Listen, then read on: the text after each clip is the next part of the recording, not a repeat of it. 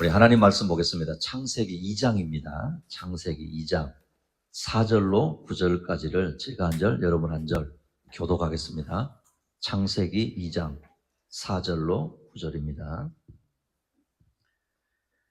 이것이 천지가 창조될 때에 하늘과 땅의 내력이니 여호와 하나님이 땅과 하늘을 만드시던 날에 여호와 하나님이 땅에 비를 내리지 아니하셨고 땅을 갈 사람도 없었으므로 들에는 초목이 아직 없었고 밭에는 채소가 나지 아니하였으며 안개만 땅에서 올라와 온 지면을 적셨더라. 여호와 하나님이 땅의 흙으로 사람을 지으시고 생기를 그 코에 불어넣으시니 사람이 생명이 되니라. 여호와 하나님이 동방의 에덴에 동산을 창설하시고 그 지으신 사람을 거기 두시니라. 여호와 하나님이 그 땅에서 보기에 아름답고 먹기에 좋은 나무가 나게 하시니 동산 가운데에는 생명나무의 선악을 알게 하는 나무도 있더라. 아멘. 창세기를 이제 강해를 하고 있습니다. 오늘은 2장 전체를 이렇게 보기 때문에 제목을 여러분이 한번 읽어보세요. 제목 띄워줄 수 있나요? 아담의 창조와 에덴 동산, 인간에게 주신 축복과 책임, 결혼의 축복입니다. 거든요. 띄워져 있나요? 보실래요? 한번 읽어보실래요? 제목만 시작. 아담의 창조와 에덴 동산, 인간에게 주신 축복과 책임, 결혼의 축복입니다. 여러분, 우리가 창세기를 통해서 모든 만물의 기원을 알게 됐다 그랬어요. 그죠? 모든 만물의 기원을 알게 됐다. 존재하는 것은 무엇으로부터, 누군가로부터인데 이 모든 것은 창조주 하나님으로부터 말미암았다라는 거예요. 믿습니까? 그냥 창조주 하나님 외에는 존재하는 모든 것은 피조물입니다. 기억하십시오. 창조주 하나님 외에 존재하는 모든 것은 뭐라고요? 피조물이에요. 피조물은 시작이 있으면 끝이 있습니다. 여러분, 그걸 알고 사는 게 지혜입니다. 또한 시간과 공간의 제약 속에 삽니다. 무슨 말인가 하면 시간을 저축할 수 없습니다. 잡아둘 수도 없습니다. 흘러가는 겁니다. 사실 우리는요, 지난 과거는 이미 지난 것이기에 후회해도 소용 없어요. 그리고 내일도 없습니다. 아직 오지 않았기 때문입니다. 그저 현재가 있는 것입니다.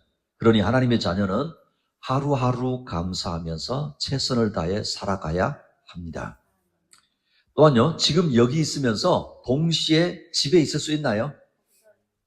여러분 생각해 보세요. 우리 기선이 지금 여기 예배당에 와 있잖아요. 지금 동시에 집에 있을 수 있어? 없잖아요. 이게 피조물이에요. 공간의 제약 속에 산다라는 거예요. 그러나 창조주 하나님은 전지전능하신 분이시기 때문에, 그리고 무소부재하시기 때문에 시간과 공간의 제약을 받지 않으십니다. 할렐루야. 그러니까 자꾸만 하나님이 여기에만 하나님 계시다 그러면 안 되는 거예요. 하나님은 어디에나 계시기 때문에 그거 보는 거죠. 자신이 누군가로부터 존재했음을 인정한다고 한다면 창조주 하나님을 인정하는 것은 당연한 거예요. 내가 누군가로부터 존재했다라는 거 인정하잖아요. 그러면 하나님을, 창조주 하나님을 인정하는 건 당연한 거라는 거예요. 제가 한번 물어볼게요. 여러분, 이 자리에 오늘 오신 분 모든 분들이 자기 부모님으로부터 말미암아 있습니까? 부모가 또 의심스러운 분들이 있네요. 그죠? 오늘 이 자리에 있는 분들, 내 자신이 부모로부터 존재했다는 거 다 인정하십니까? 할렐루야. 그걸 보세요.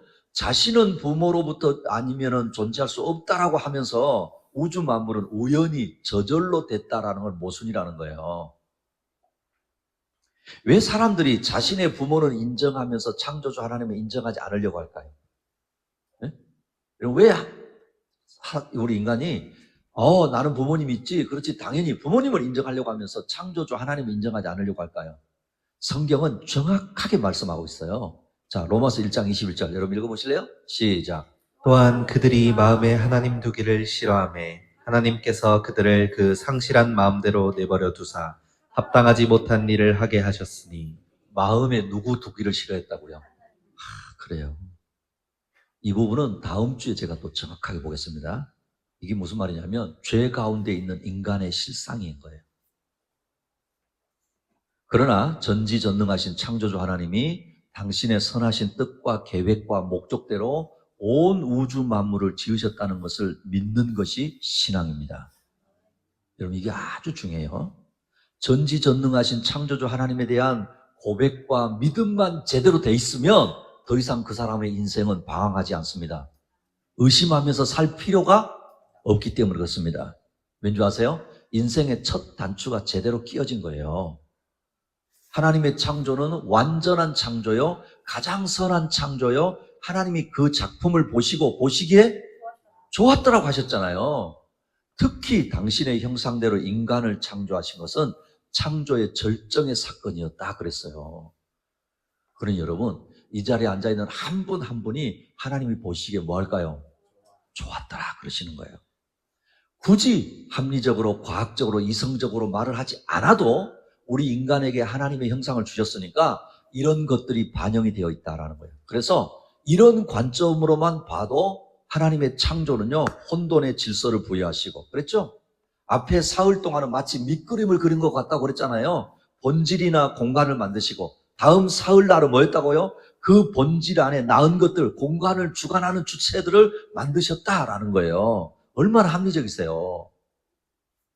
지금도 이 창조의 질서를 따라서 우리가 떠나면은요, 그 삶은 질서를 잃고 허공을 치며 무의미한 삶이 되는 거예요. 왜 사람들이 허무하다, 공허하다 이렇게 말한다고요? 자신의 삶에 질서가 없어서 그런 거예요. 목적이 없기 때문에 그런 거예요. 여러분 얼마나 허무하겠어요. 세계적인 과학자요, 수학자요, 사상가였던 파스칼 아시죠? 네, 우리 젊은이들 좀 알아야 돼요. 이 파스칼 같은 경우는요, 아주 독실한 크리스찬이거든요. 그러니까 여러분 그냥 과학하면 다 그냥 크리스찬 아닐 거예요. 아니에요. 근데 이 파스칼이 이 세상에는 세 종류의 인생이 있다는 거예요. 세 종류의 인생. 잘 생각해 보세요.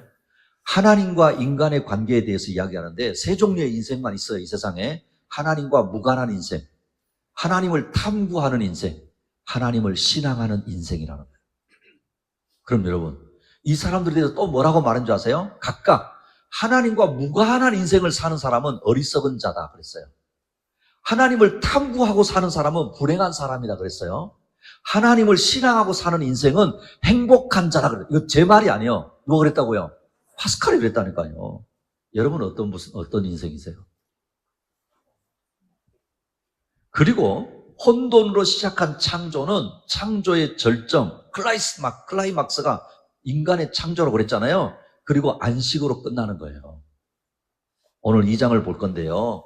6째 날까지 모든 창조가 끝나고 7째 날 안식에 대해서 언급을 하고 있고요. 오늘 함께 읽은 이제 4절에서 9절 쭉 보게 되어지면 인간 창조에 대한 부연 설명을 하시고, 그리고 그 인간을 에덴 동산에 두셨다는 이야기를 하고 계시고요. 그리고 인간에게 어떤 사명을 주셨고 책임감을 주셨고, 그리고 어떻게 가정을 이루게 되어졌는가라는 걸 쭉 설명을 하는 거예요. 그래서 첫 번째는 따라합니다. 아담의 창조와 에덴 동산입니다.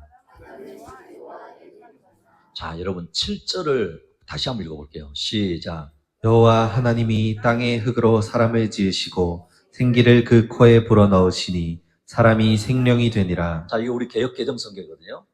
세번역을 띄워졌죠. 보세요. 세번역 성경을 보시면 주 하나님이 땅의 흙으로 사람을 지으시고, 사람 여기 3대 있죠.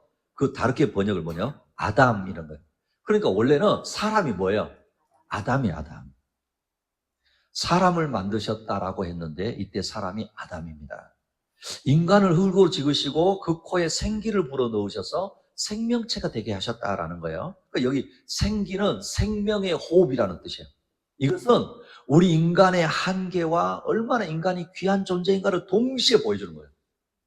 무슨 말인가 하면 하나님이 인간의 생명의 주관자시고 호흡을 주시는 분이시다라는 거예요. 믿을 수 있기를 축복합니다. 그러니까 무슨 말이냐면요, 아무리 똑똑한 사람, 아무리 잘난 사람이라 할지라도 하나님의 호흡을 거두어가시면 인간은 흙으로 돌아갈 수밖에 없는 거라는 거예요. 그러니까 여러분, 하나님을 떠난 인간은 흙일 뿐이에요. 죄송해요. 하나님 떠난 인생은 그저 흙일 뿐이라는 거예요. 그런 인간에게 인간다운 삶을 기대하기가 어려운 거예요. 그리고 보십시오. 그 코에 생기를 불어 넣었더니 생명이 된지라 그랬잖아요. 살아 호흡하는 생명체가 됐다는 거예요. 여기서 우리가 알아야 되는 거는요, 동물들의 생명은 하나님 말씀으로 이렇게 이루어졌다면요, 사람의 생명은 하나님께서 친히 하나님의 생명을 불어 넣어 주셨다라는 거예요. 그리고 이것을 창세기 1장에서는 하나님의 형상으로 지음받았다라고 기록하고 있는 거예요. 다시 말하면 하나님의 지정의로 창조된 인격체가 인간이라는 거예요. 여러분 기억하십시오. 하나님의 형상을 닮은 피조물은 누구밖에 없어요? 사람밖에 없어요. 하나님의 형상을 닮은 지정의의 인격체를 가진 피조물은 사람밖에 없는 거예요. 하나님의 형상으로 지으셔서 인격적인 관계를 원하고 계신다라는 거예요. 그리고 이런 관계는 안식일과 밀접한 거예요. 그러니까 진정한 안식은 누가 누리는 거예요? 우리 사람이 누리는 거예요. 원래는요, 인간이 안식일을 지킴을 통해서 하나님과의 인격적인 관계, 교제를 갖는다라는 것입니다. 그런데 여러분 어때요? 비록 범죄하여서 하나님을 떠나고 관계가 깨어지고 안식도 잃어버렸지만 우리 하나님은요, 우리가 예수 그리스도를 믿을 때 우리 안에 다시 누구를 보내주셨어요? 성령을 보내주셔서 다시 회복의 은혜를 주신다라는 거예요. 그러니 우리 안에 성령이 오셔야 하는 것입니다. 할렐루야! 요한복음 20장 22절 읽어보실래요? 시작. 말씀을 하시고 그들을 향하사 숨을 내쉬며 이르시되 성령을 받으라. 이 말씀은 예수님이 부활하시고 제자들에게 부활한 예수님을 막 보여주셨거든요. 근데 아직 그때 제자들에게는 성령이 임하지 않았어요. 예수님이 뭐라고 하시냐면 성령을 받아라 그랬거든요. 성령을 받을 때 이들이 다시 회복될 수 있기 때문에 그런 것입니다. 사랑하는 우리 학연교회 식구 여러분, 예수님을 인격적으로 자신의 구주로 믿고 자신 안에 성령을 모신 자에게 회복이 있음을 믿으시기를 축복합니다. 그래서 보십시오. 창세기 2장 8절에 보시면 여호와 하나님이 동방의 에덴의 동산을 창설하시고 그 지으신 사람을 거기 두시니라 그랬죠. 하나님이 이렇게 특별한 존재로서 인간을 창조하시고 어디에 두셨다고요? 에덴에 두셨다라는 거예요. 자, 여러분, 오늘 우리 식사하고 난 다음에 뭐 한다고 그랬죠? 성경 퀴즈대회 한다고 그랬잖아요. 창세기도 강해력 다 끝나면 퀴즈대회를 할 거예요. 그럼 자 보세요. 하나님이 인간을 지으시고 아담을 지으시고 어디 두셨다고요? 에덴 동산에 두셨거든요. 그래서 우리는 에덴 동산에 대해서 궁금한 게 좀 많아야 돼요. 어떤 것일까? 지금 에덴 동산은 과연 어디 있을까? 그렇잖아요. 하나님이 하늘의 해와 달과 별들과 지구를 창조하시고 지구 안에 바다와 육지를 나누시고 육지에는 온갖 식물과 동물들을 충만하게 하셨거든요. 그 다음 마지막으로 지구 한 지역에 에덴을 택하시고 동산을 만들고 그 안에 최초의 인간 아담을 살게 하셨다라는 거예요. 자, 방금 우리가 읽은 8절에 보면 동방의 에덴의 동산을 창설하시고 그 지으신 사람 거기에 두시고 여호와 하나님이 그 땅에서 보기에 아름답고 먹기에 좋은 나무가 나게 하셨고 동산 가운데는 생명나무와 선악을 알게 하는 나무도 있더라 그랬거든요. 그러니까 이 강이 이제 에덴 동산으로부터 강들이 막 시작되는 거예요. 근데 보시면 동산을 적시고 거기서부터 갈라져 네 군원이 나오는 거예요. 강이 네 군데가 나오는 겁니다. 첫째 강의 이름은 비손, 둘째 강의 이름은 기온, 셋째 강의 이름은 히데겔, 넷째 강은 유브라데더라 이렇게 말씀하고 있어요. 그리고 우리가 좀 이제 상식적으로 생각해 보면 여러분 에덴 동산 그랬잖아요. 에덴의 뜻이 무슨 말인지 아세요? 에덴의 뜻, 우리 집에 같이 살고 있어요. 기쁨이에요, 기쁨. 히브리어에서 유래됐어요. 에덴이 기쁨이거든요. 이게 헬라어로 딱 가잖아요. 그러면 낙원이에요, 낙원. 그러니까 에덴 동산은 기쁨의 동산이고 땅 위에 있는 낙원이더라는 거예요. 역시 이 기쁨의 동산도 우리 조상이 범죄한 후에 추방당하죠. 쫓겨나가잖아요. 다시 돌아갈 수 없게 되었어요. 그런데 신약 성경에서는요, 이 에덴을 영원한 기쁨의 천국으로 상징합니다. 그러니까 에덴 동산을 정확하게 알 수는 없지만 분명 이 지상에서 꿈꿀 수 있는 가장 행복한 동산이요, 장차 도래할 하나님 나라, 천국의 모습이면은 틀림이 없다는 거예요. 사랑하는 우리 학연교회 식구 여러분, 비록 이 땅에 살고 있지만 우리가 예수 그리스도 안에서 에덴, 천국, 낙원의 기쁨을 누리시기를 축복합니다. 에덴 동산의 위치가 정확하게 어디 있을까? 혹시 우리 아이들 가운데 앞으로 너희들 공부할 때 고고학 이런 것도 좋아. 그런 거 찾아다녀도 되잖아. 그지? 그래 보십시오. 에덴 동산이 어디 있었을까? 사실은 정확하진 않아요. 왜냐하면 가장 우리가 추측할 수는 있어요. 그래서 에덴에서 네 강이 시작됐다고 그랬잖아요. 네 강. 이 네 강 가운데 지금도 그 강 이름이 있는 데가 있단 말이에요. 유브라데와 히데겔이요. 그러니까 오늘날 유프라테스 강과 티그리스 강으로 생각을 할 수 있는데, 그래서 가능한 지역으로는요, 현대 이라크 아시죠? 이라크의 그 메소포타미아 지역이거든요. 그쪽으로 보는 견해들이 있어요. 유프라테스 강과 티그리스 강이 만나는 지역이 에덴 동산일 거다. 근데 여러분, 성경에서 하나님이 감추셨다 그랬거든요. 그 있어요. 또 한 가지는 에덴 동산의 그 두 강의 상류인, 지금 여러분 티리키에라고 부르는, 옛날에 뭐라고 불렀어요? 터키잖아요. 터키 지역에 위치했을 것이라는 주장도 있는 거예요. 자, 이제 이런 궁금한 것들은 여러분 우리가 좀 남겨두는 거예요. 왜요? 주님 앞에 가면 또 그렇구나 볼 수 있으니까. 그래서 또 이것 때문에 고민해가지고 믿음을 못 갖게 된 그런 분은 저를 찾아오세요.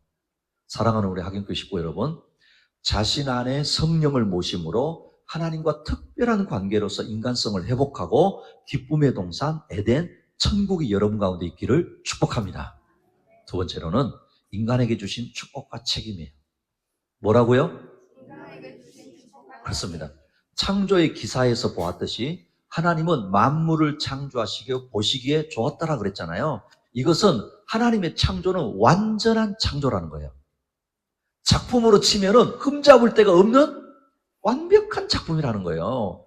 그 중에서도 가장 빼어나고 아름다운 것은 에덴 동산이었어요. 자, 여러분 보세요. 여기 강대상 앞에 뭐가 지금 걸려있죠? 그렇죠. 원래는 어디 있었어요? 여기 감추어져 있었잖아요. 볼 때마다 불안했지요? 장군 안 그러셨어? 여기 갖다 놓으니까 어때요? 조금 뭔가 그래도. 그렇죠. 저 자리구나. 이럴 수 있잖아요. 하나님의 창조의 작품은 완전한 창조였어요. 자, 창세기 2장 12절 여러분 읽어봅니다. 시작. 그 땅의 금은 순금이요 그곳에는 베델리엄과 호마노도 있으며. 에덴 동산에 대한 이야기를 하는 가운데 에덴의 땅은 정금이요 베델리엄과 호마노도 있다고 했는데, 정금으로 둘러싸였고 베델리엄과 호마노라고 하는 신기한 보석이 있다는 거예요. 어떤 번역에는 진주라고 번역할 수 있거든요. 또 너무 이 무력이 심한 분들은 그래서 가봐야 되겠구나, 또 그러시면 안 돼요. 이렇게 아름다운 동산을 만드시고 그곳에 누구를 두셨다고요? 아담을 두셨다는 거예요. 인간을 하나님의 형상대로 만드시고 이 에덴 동산에 두신 것은 인간을 향한 하나님의 특별한 관심과 축복이에요. 그리고 이런 특별한 사랑과 축복을 주시면서 아울러 책임도 주셨다는 것을 우리는 알아야 된다는 거예요. 자, 여러분 15절을 읽어보세요. 시작. 여호와 하나님이 그 사람을 이끌어 에덴 동산에 두어 그것을 경작하며 지키게 하시고. 자, 보십시오. 아담에게 에덴 동산을 이렇게 이제 주셨잖아요. 그럼 주시면서 뭐라고요? 지키고 경작하게 하셨다라는 거예요. 여러분, 이 경작한다는 말은 일군다라는 말이에요. 땅을 일군다 그러잖아요. 그게 무슨 말이에요? 일한다 이 말이에요. 다시 말하면 노동을 하게 하셨다라는 거예요. 제가 왜 이 말씀 드리냐면요, 인간의 노동은요 창조 때부터 자연을 가꾸고 관리하기 위해서 하나님이 주신 신성한 일이었어요. 할렐루야. 그래, 무슨 말이냐면 어떤 분들은 노동이라고 하는 것을 죄에 대한 형벌로 생각하는 거예요. 그러나 아직은 지금 아담이 죄를 짓지 않았잖아요. 그러니까 하나님이 노동, 일한다는 것에 대해서는 여러분 원래는 신성한 거예요. 하나님 주신 거란 말이에요. 물론 죄 때문에 본질로서의 노동의 기쁨은 사라졌어요. 그래서 이제는 어떤 거예요? 막 마지못해서 어쩔 수 없이 막 하는 것처럼 보이지만 그게 죄 때문에 그런 거예요. 그러나 여전히 땀을 흘리는 노동은요 인간의 본질이고 하나님의 일에 참여하는 것입니다. 그러니까 여러분이 가끔 이런 분들 있잖아요. 나는 이제부터는 일 안 하고 살고 싶어. 그거 잘못된 거예요. 일 안 하고 3개월도 못 살아요. 그걸 기억해야 돼요. 그러니 하나님의 자녀로서 이 땅에 사는 동안 자신에게 주어진 일을 성실하고 정직하게 땀을 때려 살아가는 것이 은혜입니다. 불로소득이나 남의 재산을 취하는 것은 옳지 않다라는 거예요. 여기에 더해서 하나님이 또 인간에게 주신 책임이 있어요.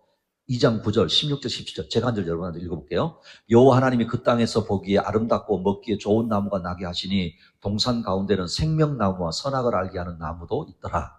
여호와 하나님이 그 사람에게 명하여 이르시되 동산 각종 나무의 열매는 내가 임의로 먹되 선악을 알게 하는 나무의 열매는 먹지 말라. 내가 먹는 날에는 반드시 죽으리라 하시니라. 자, 보세요. 하나님이 아담을 에덴 동산에 두셨는데 이 동산에는요, 영생하는 생명나무, 그렇죠? 영생하는 생명나무도 있고요, 모든 열매를 맺는 나무들이 풍성하게 있다는 거예요. 그리고 선악을 알게 하는 나무도 있었는데 그 나무의 열매는 뭐 하지 마라? 먹지 말라 그랬다는 거예요. 여기에서 원죄의 문제가 나옵니다. 그리고 하나님에 대해서 오해하는 경우가 딱 여기에요. 혹시 여러분 가운데 그렇지요? 하나님에 대해서 오해하는 경우. 무슨 말이냐면 왜 선악을 아는 나무를 두셔가지고 아담이 죄를 짓게 했느냐라는 거예요. 그래서 무슨 말이냐면 마치 죄를 짓게 한 원인자가 누구라는 거예요. 그렇죠, 그렇죠. 그런데요, 이런 생각하고 있는 것 자체가 죄인의 속성이에요. 저도 그랬으니까.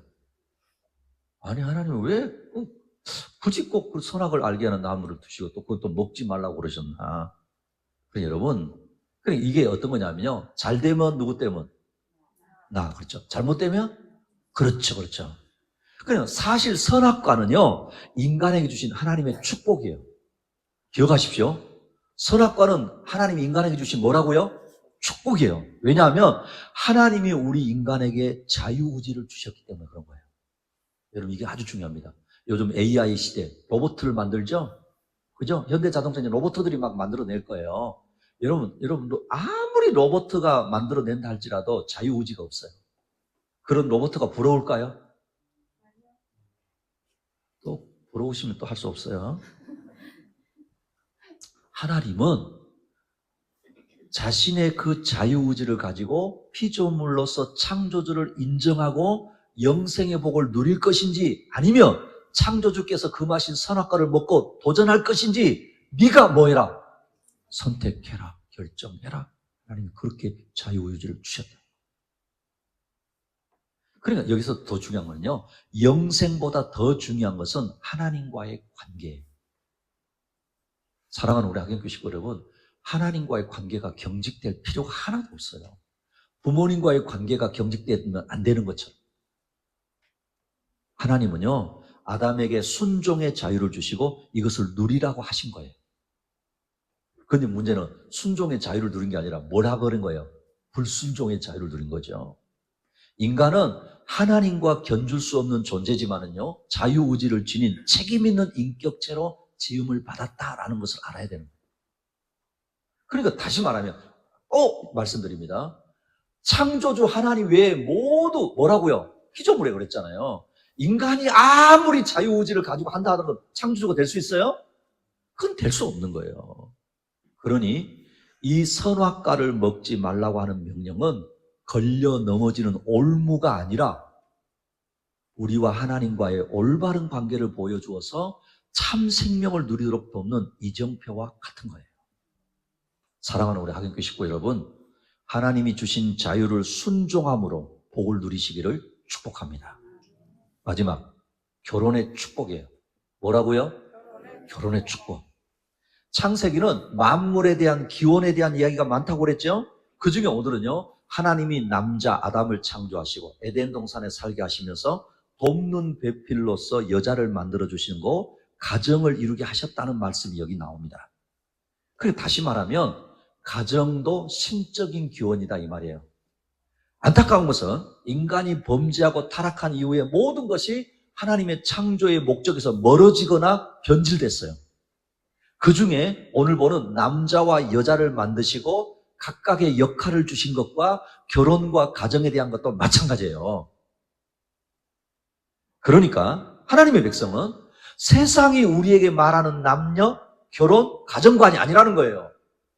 원래 타락하기 이전 창조의 원리에서 남자와 여자, 결혼과 가정을 생각하고 잘못된 것을 회복한다면 이것이 복이 될 줄로 믿습니다. 의외로 그런데 보세요. 저와 여러분이 이미 세상이 말하는 남자, 여자, 세상이 말하는 결혼, 세상이 말하는 가정에 대해서 거의 쇠뇌되어 있어요. 자, 여러분 보세요. 세상의 가치관은요, 남녀의 역할, 결혼을 그렇게 중요하게 여기지 않습니다. 여러분 기억하십시오. 남녀가 역할이 다르다는 거예요. 맞습니까? 역할이 다른 거예요. 결혼도 그런 거예요. 그래서 갈수록 이런 것의 개념이 약해집니다. 그래서 이제 여러분 어때요? 굳이 결혼하지 않고 그냥 동거하면 안 되나? 공동체를 통한 가정에서의 헌신보다 개인의 자유와 자율성을 더 중요하게 여기고 개인의 욕구 충족을 우선시합니다. 성이라고 하는 것도요, 결혼한 부부에게 주신 하나님의 정말 귀한 선물인데 결혼 밖에서 그저 쾌락을 위한 성이 되어지고 성경이 말하는 도덕적 규범이 약해지는 거예요. 성경에서는 부모가 자녀를 하나님의 교훈을 따라 양육하는 것이 의무인데 그거는 다 팽개치고 다른 것에 더 의존하고 있다는 거예요. 그러나 우리 그리스도인은 따라합니다. 끊임없이 말씀으로 돌아가야 합니다. 할렐루야. 어디로 돌아가야 된다고요? 말씀으로 돌아가야 되는 거예요. 왜냐하면 그 길만이 창조의 원리를 이루며 사는 길이고 그 길만이 인생의 참된 가치와 목적을 이룬 것이고 그 길만이 진정한 행복이기 때문에 그렇습니다. 하나님이 에덴 동산에 아담을 두시고 관리하고 경작하라고 하셨는데 아담이 혼자 사는 것이 보시기에 좋지 않았다라고 말씀하고 있어요. 자, 여러분 18절 읽어보세요. 시작. 여호와 하나님이 이르시되 사람이 혼자 사는 것이 좋지 아니하니 내가 그를 위하여 돕는 배필을 지으리라 하시니라. 자, 또 여기 한 가지 말씀 있어요. 하나님이 보시기에 좋지 않았다고 하니까 이 말씀도 오해할 수 있는 거예요. 언제는 보시기에 좋았더라 그래놓고는 여기서는 지금 또 뭐라고요? 보시기에 좋지 않았다라고 해서 창조에 부족함이 있었는가라고 생각할 여지가 있는 것처럼 보이는 거예요. 그런 의미가 아니에요. 이 말은 하나님이 보시기에 다 좋았는데 다만 아담 혼자 지내는 것보다 하와가 함께 거하는 것이 상대적으로 더 낫다라는 의미예요. 이해되셨어요? 그게 무슨 말이냐면 여러분 우리가 결혼해야 될까요? 안 해야 될까요? 생각해 봅시다. 고민 좀 해보십시다. 그래서 무슨 말이냐면 아담 혼자 지내는 것보다 하와가 함께 거하는 것이 상대적으로 더 낫다고 생각하시고 그러면서 아담을 위해서 여자를 만들어주시는 장면인 거거든요. 자, 21절, 23절 제가 한 절 여러분 한 절. 여호와 하나님이 아담을 깊이 잠들게 하시니 잠들매 그가 그 갈빗대 하나를 취하고 살로 대신 채우시고 여호와 하나님이 아담에게서 취하신 그 갈빗대로 여자를 만드시고 그를 아담에게로 이끌어 오시니 아담이 이르되 이는 내 뼈 중에 뼈요 살 중에 살이라 이것을 남자에게서 취하였은즉 여자라 부르리라 하니라 그랬죠. 자, 이제 남자의 몸에서 뼈를 취해서 여자를 만들었잖아요. 근데 남자 중심부에 있는 갈빗대거든요. 갈빗대, 그죠? 돕는 배필로서 여자를 만드셨어요. 남자로서 혼자 있는 것보다 여자가 돕는 배필로 함께 있는 것이 더 좋다는 것이었어요. 그럼 여러분, 왜 여러 남자들 뼈가 있는데 왜 갈비뼈를 만드셨을까? 이런 것도 고민을 해봐야 되잖아요. 남자의 뼈가 여러 군데 많은데 왜 굳이 갈비뼈를 만드셨을까?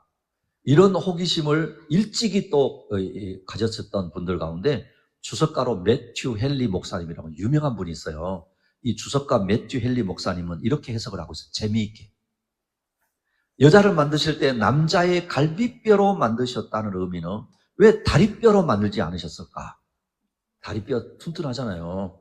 근데 이거는 남자가 여자를 무시하거나 짓밟지 못하게 하기 위해서 그랬다는 거예요. 이거는 해석이에요. 그리고 또 여자를 남자의 머리뼈로 만들지 않으셨잖아요. 그럼 여자가 남자 위에 기고만장하게 서지 못하게 하기 위해서 그러셨다. 이 매튜 헨리 목사님은 그렇게 해석을 했단 말이에요. 그건 그냥 참고하세요. 중요한 단어가 돕는 배필이라는 거예요. 뭐라고요? 돕는 배필. 따라합니다. 헬퍼. 돕는 사람. 또 따라합니다. 파트너. 뭐라고요? 파트너예요.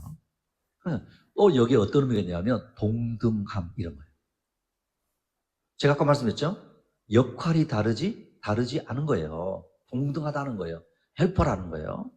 이것은 여러분 남녀는 동등하고 상호 보완적이고 의존적인 관계라는 것을 말씀하는 거예요. 그러니 여러분 잘 기억하십시오. 어떤 많은 분들은요, 책임과 권리가 있거든요. 어느 게 더 중요할까요? 책임과 권리. 투표 안 해도 되겠죠? 자, 잘 생각해 보세요. 그리고 남녀를 이렇게 하나님 만드셨구나 그랬을 때 나를 위한 배우자보다 배우자를 위한 내 책임과 역할을 다하라는 거예요. 할렐루야. 그게 여러분 창조의 질서를 이루는 것이고 성숙함이에요. 자, 24절 25절 제가 한 여러분 한 절. 이러므로 남자가 부모를 떠나 그의 아내와 합하여 둘이 한 몸을 이룰지로다. 아담과 그의 아내 두 사람이 벌거벗었으나 부끄러워하지 아니하니라. 결혼에 대한 중요한 원리를 말씀하십니다. 결혼에 대한 중요한 원리. 창세기를 강해를 하나하나 주제를 가지고 또 해야 되지만 그렇지 못하기 때문에 제가 대략 원리적인 걸 말씀하는 거예요. 여러분, 결혼을 하는 게 성경적일까요? 비혼주의가 성경적일까요? 우리 젊은이들 대답 잘해라. 그럼 결혼하는 게 성경적일까요? 비혼주의가 성경적일까요?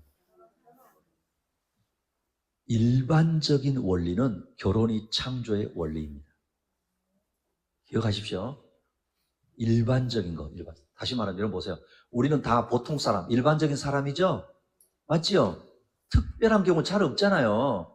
그러니까 일반적이라면 뭐 해야 되는 거예요? 그렇죠. 이게 하나님의 계획이에요. 하나님의 뜻이에요. 혼자 사는 것보다 둘이 사는 것이 하나님의 계획이라는 거예요. 그러면서 결혼의 가장 기본적인 원리를 말씀하는 거예요. 이게 뭐냐? 남녀가 결혼을 하면 부모를 떠나라. 이게 핵심이에요. 결혼했으면 부모로부터 뭐 해야 돼요? 떠나는 거예요. 떠나는 거. 또 떠나라는 의미가 공간적 그런 의미만 아니에요. 여기 다 포함되고 있는 거예요. 사회적, 또 심리적, 정신적. 그럼 어떤 의미냐면 원래는 더 의미가요. 남자에게 주신 거예요. 남자. 공간적, 정서적으로 그 부모를 떠나서 여자와 하나가 되는 것이 결혼의 원리예요. 그럼 여러분 보세요. 결혼한 남자가 자꾸 자기 집 이야기하면 이 사람 아직 멀었어. 아셨어요? 결혼했는데 옛날에 우리 엄마는, 옛날에 우리 아빠 멀었어. 떠나야 되는 거예요. 자아를 찾아야 됩니다. 또한 두 사람에게 독립된 인격체로 사랑과 신뢰가 있을 때 부끄러움이 없는 진짜 연합을 이룰 수 있다는 거예요. 그러니 결혼을 앞둔 자녀도, 결혼할 자녀를 둔 부모도 모두 말씀의 원리를 따라서 준비되어야 하는 것입니다. 사랑하는 우리 하객교 식구 여러분, 성경적인 결혼, 성경적인 가정을 이루어갈 수 있기를 축복합니다. 이제 말씀을 맺습니다. 오늘은 아담의 창조와 에덴 동산, 인간에게 주신 축복과 책임, 그리고 결혼에 대해서 성경적인 의미와 원리를 살펴보았어요. 하나님의 형상으로 특별한 존재로, 인격적인 존재로 지음받은 우리 인간임을 우리가 감사해야 됩니다. 자신 안에 성령을 모심으로 하나님과 특별한 관계로서 인간성을 회복하고 기쁨의 동산, 에덴, 천국을 누리며 살 수 있어야 합니다.